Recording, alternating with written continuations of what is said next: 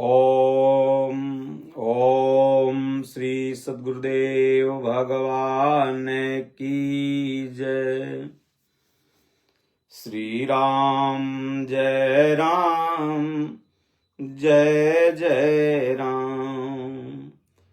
बोलो जय गुरुदेवम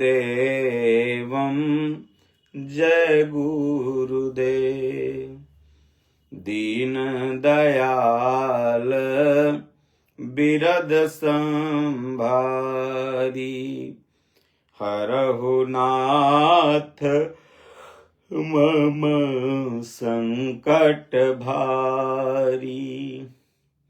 बोलिए श्री सद्गुरुदेव भगवान की जय। सज्जनों, आज की भगवत चर्चा में ये संसार की जो रचना है ये बड़ी विचित्र है, और वास्तव में जहाँ तक आपके मन की दृष्टि है वहीं तक आपके लिए संसार है। जहाँ तक आप गए हैं, बाकी तो मानचित्र में सुन रखे हैं कि भाई अंतरिक्ष भी होता है, इंग्लैंड अमेरिका रूस भी होता। हम गए नहीं तो हमने केवल सुन रखा है बस। लेकिन संसार वहीं तक हमारे लिए है जहाँ तक हमारे मन की दृष्टि है, जहाँ तक हम लोग देखे हैं, गए हैं। एक बड़ा प्यारा भजन है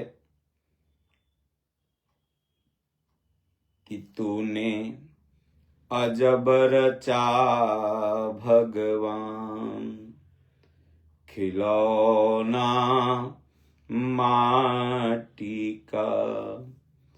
तूने अजब रचा भगवान, खिलौना माटी का रे। प्रभु, आपने अजब एक खिलौना माटी का रचा। ये शरीर ही माटी का नहीं, बल्कि ये पूरा संसार, पूरा वर्ल्ड का जो आप नक्शा देखते हैं, ये सब माटी का है। ये सब 5 तत्वों के समावेश से संसार का निर्माण हुआ है। और जो बाहर संसार में है वहीं आपके शरीर में भी है। कबीर साहब ने कहा कि जस बाहर तस भीतर देखा, अधड़ धरती का एकई लेखा। तो संसार की रचना परमात्मा ने की, और जब संसार को भगवान ने बनाया तो शरीर को भी भगवान ने ही बनाया। और मनुष्य के माध्यम से इस संसार को भगवान सुरक्षित रखता है। मनुष्य एक ऐसा उसका बनाया हुआ जीव है जो संसार को सुरक्षित भी रखता है और इसका विनाशक भी है। पालन करता भी है, सृजन करता भी है और विनाशक भी है। जब यह मनुष्य इसका पालन करता है तो यही विष्णु की प्रशक्ति में होता है। जब यह उत्पन्न करता है तो ब्रह्मा की प्रशक्ति में है, और जब उसका वो विनाशक हो जाता है तो शिव की प्रशक्ति में है। तो ये पूरा संसार ही 5 तत्वों से मिलके बना है। तूने अजब रचा भगवान। आप विचार करें कि संसार की जो रचना है बड़ी अजब गजब है। बाहर गर्मी होगी तो इस शरीर को भी गर्मी लगेगी, बाहर ठंडी होगी तो शरीर को भी ठंडी लगेगी। ये हवाएं चल रही हैं, ये सूर्य समय से उगता है, समय से दूसरी दिशा में चला जाता है, समय से चंद्रमा उगता है। ये अजब नहीं तो क्या है? ये जीवन, ये मृत्यु, ये हंसना, ये रोना, ये मिलना, ये बिछुड़ना, ये आना, ये जाना,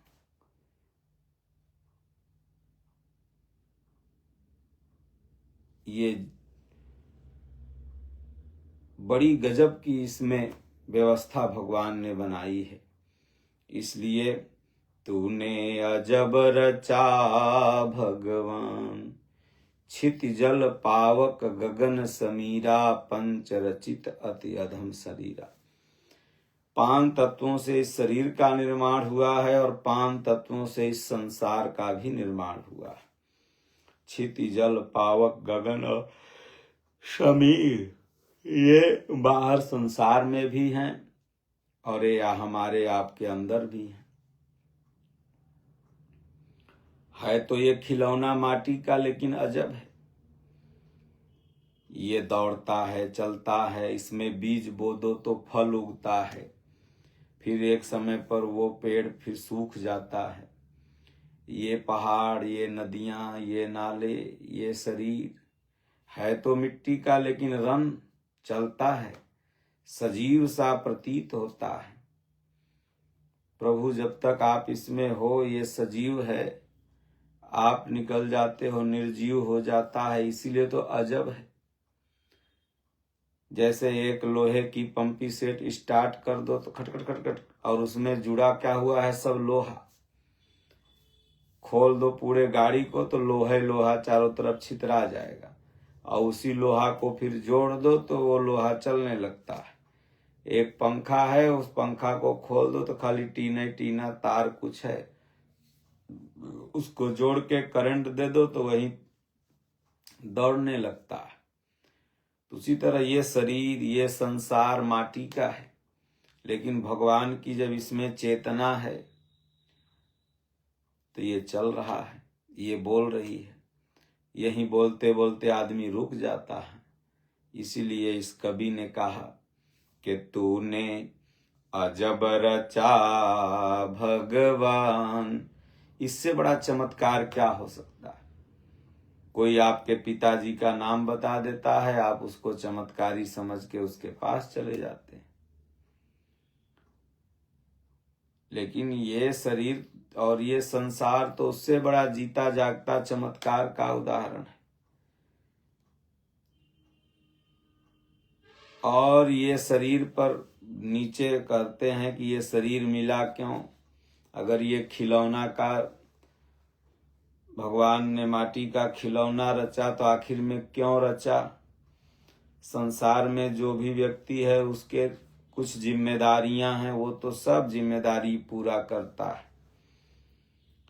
लेकिन वास्तव में ये मनुष्य शरीर अन्य जीवों से श्रेष्ठ है, तो इसके जब श्रेष्ठ कार्य होंगे तभी तो। इसलिए कहते हैं दूसरी पंक्ति में कि ये खिलौना, ये माटी का जो शरीर है, जो खिलौना है, ये अजब है, और इसमें जो भी अंग है वो सब प्रभु ने अपने कार्य के लिए बनाए हैं, लेकिन ये जीव इंद्रियोन्मुख होकर वो कार्य छोड़ करके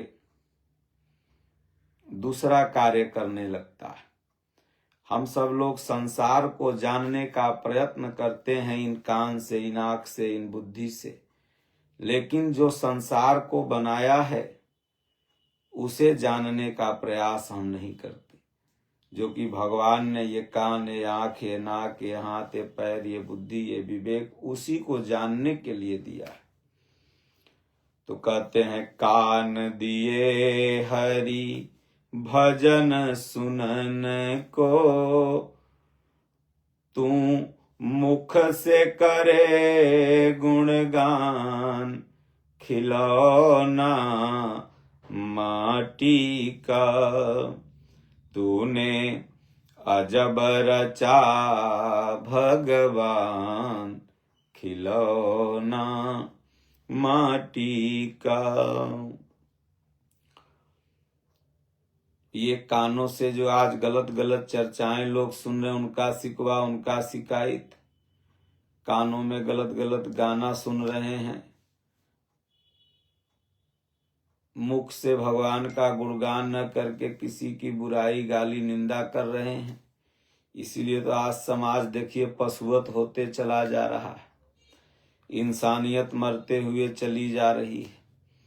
इसलिए जब भी समय मिले तो सांसारिक जीवन के जीने के बाद तो कान से गीता सुनो, रामायण सुनो, भगवान की चर्चा सुनो, सत्संग सुनो, तो अंदर दिल साफ होगा तो पति के प्रति, पत्नी के प्रति दिल में कचड़ा नहीं रहेगा। और मुख से तू कर गुणगान, पढ़ाई लिखाई अपना ड्यूटी के बाद समय मिले तो मुख से कहें गुणगान करो। प्रथम भगत संतन कर संगा, दूसर रतिमम कथा प्रसंगा। भगवान की कथा प्रसंग में रति हो, प्रेम हो। कहें कि गुरुपद पंकज सेवा, तीसरी भगत यमान, चौथी भगत इमम गुणगन करई कपट तज गान। तो यही गुणगान भगवान का कपट तज के इस माटी के खिलौना से। ये खिलौना तो है, जैसे ये बच्चों को छोटा सा खिलौना दिया जाता है खेलने के लिए, 1-2 घंटा में तोड़ के फिर रोने लगते हैं, उसी तरह ये 60-70 वर्ष का खिलौना है। अब सोचिए कि यहाँ से चंद्रमा पर और पृथ्वी पर 15 दिन का डिफरेंस हो जाता है। मतलब यहाँ का 15 दिन तो वहाँ का 1 दिन, इतने ही दूरी में। और भगवान के पास तो हम लोगों को लगता है कि हम लोगों का 60 वर्ष और भगवान का 1 घंटा होता होगा। जब इतने दूरी में इतना डिफरेंस समय का है, अंतरिक्षों में भी समय की कोई गणना नहीं। अरे टाइम तो यहाँ चलता है ना, अंतरिक्ष में वहां थोड़ी 10 बज रहा है कि 11 बज रहा है, वहां कुछ पता नहीं चलता। तो इसलिए कहते हैं कि तू मुख से कर गुणगान। ये थोड़ा समय मिला है हमको, आपको लग रहा है कि 70 वर्ष बहुत होता है, इतनी जल्दी क्या पड़ी है, उम्र पड़ी है बरसों बरसों उम्र है, बाद में जप लेंगे। नहीं, बरसों उम्र नहीं है, उम्र पल भर है, थोड़ी सी है, बहुत जल्दी है। जैसे शाम होता है तो आप ऑफिस से घर जाने के लिए बेचैन हो जाते हैं, अपना आप काम करने जाते हैं, साइड पर से अपना औजार बस्ता में बोरिया में बंद करने लगते हैं। उसी तरह से ये जिंदगी की शाम होने से पहले ही ये भगवान का भजन, चिंतन, ध्यान, सेवा रूपी सामान सब पैक कर लो साथ ले जाने के लिए। तो कहते हैं कि तूने अजब रचा भगवान, खिलौना माटी का है प्रभु। आपने बड़ा अजब ये खिलौना, क्षण में धोबिया रोवे धोवे, क्षण में हो तो उदासा, क्षण में रोना धोना, क्षण में हंसी खुशी, क्षण में बोलना, क्षण में मौन हो जाना। अभी ये शरीर कितना अच्छा है, 1 घंटे बाद महकने लगेगा।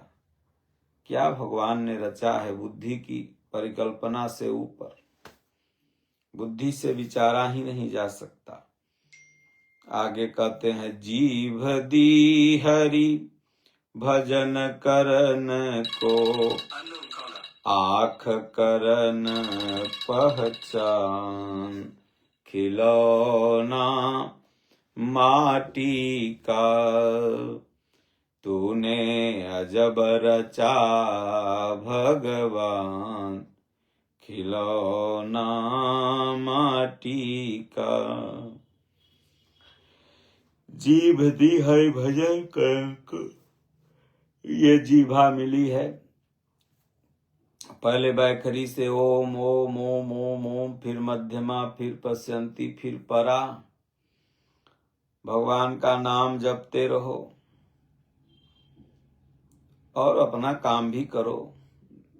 पूज्य गुरु महाराज कहते हैं कि रे नाम जपने में कौन दाम लग रहा है, चलते फिरते उठते बैठते खुरपी चलाते, जब समय मिल जाए ऑफिस में ड्यूटी करते, कोई भी दुनिया का कार्य करते रहो, मुंह से अपना भगवान का नाम लेते रहो। जीभा दी हरि भजन करन को। देखो घर में शांति रहेगी, पति पत्नी प्रेम से रहेंगे, बच्चे आज्ञाकारी होंगे। आज जितनी घटनाएं ये टीवी में आप देख रहे हो ना, ये घटनाएं सब लव मैरिज और ये मनमानी सोशल मीडिया पर बातचीत से हो रही है। माता पिता के कहने में शादी विवाह, जैसे भी ये ड्रम वाली जो घटना हुई थी, तो ये जो सौरभ नाम का लड़का था अपने माता पिता के खिलाफ में ही शादी किया था उस लड़की से, जिसने काट के ड्रम में डाल दिया। अगर माता पिता के कहने में अगर शादी करता तो शायद ये घटना न घटती। तो इसलिए ये लव मैरिज, फलना ढेकना, अपने मन से शादी करना, सोशल मीडिया पर किसी से दोस्ती कर लेना,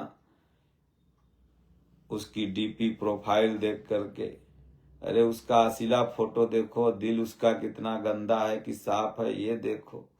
जब तुम्हारी शादी विवाह हो गई तो फिर तुमको दोस्त बनाने की क्या जरूरत है। तो ये भगवान के भजन करने का, गुणगान न करने का ही नतीजा है कि आंख से भगवान का भजन नहीं की, प्रभु को नहीं देखा, जीभ से गुणगान नहीं किया, और सब मॉडर्न संस्कृति वाले ही काटे जा रहे हैं। इसलिए पाश्चात्य सभ्यता को नकारो। और सीताराम जी, राधे श्याम जी, शंकर पार्वती, कितना प्रेम था दोनों सबके जीवन में। गृहस्थ जीवन को भी भगवान ने जीने की विधि बताई। तो उस हिसाब से अपने जीवन को जियो तो घर में शांति रहेगी। और नहीं तो बताओ, फ्रिज में सब्जी रखी जाती है, यहाँ आदमी काट काट के रखे जा रहे हैं। ड्रम में चावल रखा जाता है, आदमी रखे जा रहे हैं। सूटकेस में कपड़े रखे जाते हैं, आदमी रखे जा रहे हैं। पंखा हवा देने के लिए होता है, उसमें लोग गर्दन लगा के सुसाइड कर रहे हैं। जहर इत्यादि कीटाणुओं को मारने के लिए होता है, उसको लोग पी करके मर रहे हैं। ये पाश्चात्य सभ्यता का ही देन है। एक व्यक्ति की पत्नी मेले में खो गई। एक महात्मा के पास पहुंचा, बोले महाराज मेरी बीवी मेले में खो गई। महाराज ने कहा, रामायण पढ़ा करो, रामायण पढ़ा करो, गीता पढ़ा करो। फिर मेला ढूंढ के आया, फिर कहा, अरे महाराज नहीं मिली, मेले में खो गई। बोले रे रामायण पढ़ा करो। बोले महाराज मेरी पत्नी खो गई, आप रामायण पढ़ा करो, रामायण पढ़ा करो कह रहे हो। महाराज ने डांटा और कहा, रे रामायण अगर तू पढ़ता तो तेरी पत्नी खोती ही नहीं। क्योंकि भगवान राम जब जंगल में गए थे तो सीता मैया को बीच में, और उसके बाद जब नाव पर चढ़ने लगे तो सीता मैया को पहले चढ़ाया, फिर बाद में अपने चढ़े। और उसके बाद रावण ने जब सीता जी को चुराया तो नकली सीता को ले गया, असली को अग्नि में भगवान पहले ही प्रवेश कर दिए थे। छाया चित्र लेके गया, डुप्लीकेट। तो अगर तुम रामायण पढ़ता तो ट्रेन में पहले नहीं बैठता, पहले पत्नी को बैठा लेता, इतनी भीड़ थी, उसके बाद तुम बैठता। तो इसलिए रामायण में, गीता में गृहस्थ धर्म को भी भली भांति जीने की विधि बताई गई है। उसमें पत्नी का व्यवहार, पति का व्यवहार, पुत्र का व्यवहार, पिता का व्यवहार, माता पिता के वचन का कैसे पालन करना है, कैसे वनवासियों के साथ रहना है, सब कुछ है। और उसको अगर न पढ़ोगे, न लिखोगे, न संतों की, गुरुओं की बात मानोगे तो फिर यह होगा जो देखने सुनने को मिल रहा है, आश्चर्यजनक चीजें। दुनिया 1.5 मिनट पर सिमट गई है और जिंदगी भी ससुरी लगती है कि 1.5 मिनट की ही हो गई। इसलिए कहते हैं, मुख से कर गुणगान खिलौना माटी का। और आंख भगवान ने जो दिया है ये विषयोत्तेजक दृश्य देखने के लिए नहीं। आंख से इस कार्य को देखो, दुनिया को अपना जो कार्य कर रहे हो उससे देखो, लेकिन हमेशा अखियां हरि दर्शन को प्यासी। इन चर्म चक्षुओं से भगवान को तो नहीं देखा जा सकता। जब जीभा से गुणगान करते रहोगे तो भगवान दिव्य दृष्टि प्रदान कर देंगे, फिर भगवान का रूप दिखने लगेगा। इसलिए आंख सिर्फ निगेटिव चीज दिखने के लिए नहीं बनी है, बल्कि आंख इसलिए बनी है कि आप सही और अच्छा का आभास करके सही रास्ता पर चलें, भगवान का दर्शन करें, संत का दर्शन करें। गोस्वामी जी ने मानस में लिखा है कि नयन न संत दरस नहीं देखा, लोचन मोर पंख ते लेखा। जिन आंखों से संतों का, भगवान का, मंदिर का, आश्रम का, तीर्थ में जाकर के शुभ दर्शन न हो, जिन आंखों से किसी का भला न हो पाए, जिन आंखों से गरीबों का दुख न दिखाई पड़े, वो आंख लोचन मोर पंख ते लेखा। पंख में मोर के आंख बनी रहती है नकली, उससे दिखाई नहीं देता, रहता है आंख ही जैसा। इसलिए तूने अजब रचा भगवान, खिलौना माटी का। वाह रे प्रभु, आपने अजब रचा, अजब गजब रचा। इसको मैं वाणी से नहीं बखान सकता। ये इतने माटी का खिलौना, कि माटी का खिलौना एक दिन माटी में मिल जाएगा। तो आगे कहते हैं, शीस दिया गुरु चरण झुकन को, और हाथ दिए कर दान, खिलौना माटी का तूने अजब रचा भगवान, खिलौना माटी का। शीश दिया गुरु चरण झुकन को। आश्रम के सामने जाओ, मंदिर के सामने जाओ, संतों के सामने जाओ, दृष्टि पड़ जाए, दंडवत बाबा प्रणाम, आशीर्वाद लेते जाओ, शीश झुकाओ। जो शीश झुका नहीं, वो शीश ताड़ के वृक्ष के समान है।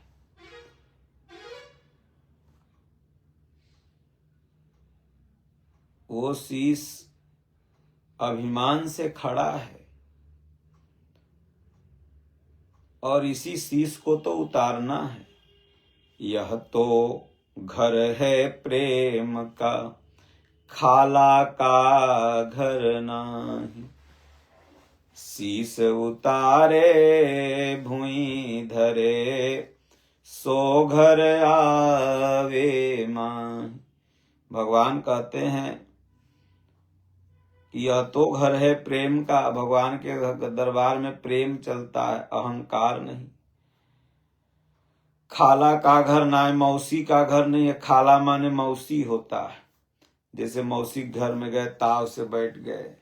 मौसी घर माने अपने घर होता है नहीं, बल्कि यहाँ शीश उतारे। शीश माने अहंकार उतार दो। मैं कुलीन हूं, मैं धनवान हूं, मैं जाति इस अमुक जात का हूं, मैं पहलवान हूं। 2 दिन अन्न जल न मिले, सब पहलवानी खत्म। भूखे भजन होई गोपाला, ले ले आपन कंठी माला। सब उतार के, और नम्रता, इन दोनों हाथ से आप पूरा विश्व नहीं बस में कर सकते, लेकिन इन दोनों हाथ को जोड़ के पूरा विश्व आप बस में कर सकते हैं। इन दोनों हाथ को ऐसे कर देने में बड़ी ताकत है। इसलिए क्योंकि यही दोनों हाथ जोड़ के ईश्वर के सामने जब ये जीव प्रार्थना करता है, तो ये जगत नियंता, ये परमात्मा बस में हो जाते हैं। इंसान की तो क्या बात है। तो शीश दिया गुरु चरण झुकन को, हाथ दिए कर दान, खिलौना माटी का। ये हाथ दान पुण्य करने के लिए, सहयोग करने के लिए मिला है। दान मतलब रुपये नहीं। कोई गिर गया, उसको आपने उठा दिया तो इन हाथों से दान कर दिया। सहयोग आपने किया, किसी का मदद कर दिया, इन हाथों से आपने, इन हाथों से दान कर दिया। आपने सहयोग सेवा का दान किया ना, सिर्फ रुपये गिनना ऐसे दान नहीं है। हमारे पूज्य गुरुदेव भगवान ने कहा मन का दान सबसे बड़ा दान। भगवान को अपना मन ही दे दो। आश्रम में आपने जाके इस हाथ से झाड़ू मार दिया, आपने दान कर दिया, आपने सेवा दान कर दिया, श्रम दान कर दिया। ये नहीं सिर्फ हाथ से चावल आटा ही दान दिए तो दान है। आपने किसी की मदद कर दी, सहयोग कर दिया, इन हाथों से किसी का उपकार कर दिया, किसी का गर्दन नहीं दबाया बल्कि किसी की मदद कर दी, आपने दान कर दिया। इसलिए हाथ दिए कर दान खिलौना माटी का, तूने अजब रचा भगवान खिलौना माटी का। लास्ट 5वीं लाइन बहुत ही प्रेरणादायक है। कहें सत्य नाम का बना के बेड़ा और उतरो भव से पार खिलौना माटी का।